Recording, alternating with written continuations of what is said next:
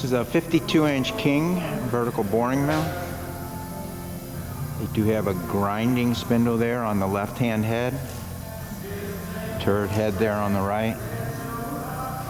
Got a side head.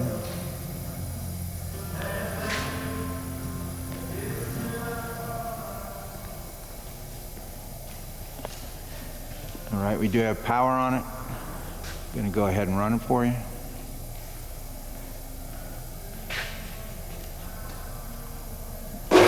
Let you hear the grinding spindle there.